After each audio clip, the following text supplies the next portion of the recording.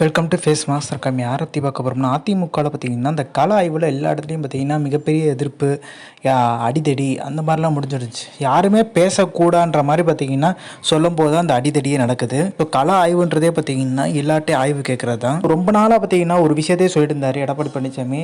எடப்பாடி பழனிசாமி பார்த்தீங்கன்னா சொல்கிற விஷயமே ஓபிஎஸ் பார்த்தீங்கன்னா அதிமுக அலுவலகத்தை அடித்து உடச்சிட்டான்னு சொல்லிட்டு, அது பழைய கதை முடிஞ்சிருச்சு. ஓபிஎஸை பற்றி பார்த்தீங்கன்னா பேச தேவையில்லை, அவர் கட்சியில் இல்லைன்ற போது அவரை பற்றி பேசணும்னு அவசியம் இல்லை. அப்போ எடப்பாடி பழனிசாமி தொடர்ந்து பேசுகிறாருன்னா ஓபிஎஸோட தயவு தென் மாவட்டங்களில் பார்த்தீங்கன்னா வேணுன்றது அவருக்கும் தெரியும்.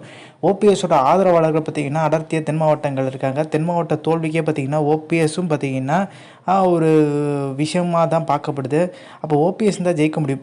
இன்னும் ஓபிஎஸை பார்த்தீங்கன்னா அட்டாக் பண்ணி பேசிகிட்டு இருக்காங்கன்னா தென் மாவட்டங்களில் ஓபிஎஸ்க்குன்ற செல்வாக்கு இருக்குன்ற தெளிவாக தெரியுது. சசிகலா பார்த்தீங்கன்னா ஜானகி அம்மையார் மாதிரி ஒதுங்கிக்கணும்னு சொல்கிறதுல பார்த்தீங்கன்னா சசிகலாவுக்கு என்ன பவர் இருக்குன்றது தெரியும். ஸோ விரைவில் பார்த்தீங்கன்னா சசிகலா ஓபிஎஸ்க்கு முக்கியமான பதவி வர்றதுக்கான வாய்ப்பு தான் அதிகன்றாங்க. இந்த கொடநாடு விஷயம் தேவைப்பட்டால் பார்த்தீங்கன்னா எடப்பாடி பழனிசாமியை விசாரிக்க வாய்ப்பு இருக்குன்றாங்க. ஸோ இந்த இன்ஃபர்மேஷன் பிடிச்சா like share subscribe. Thanks for வாட்சிங் திஸ் வீடியோ.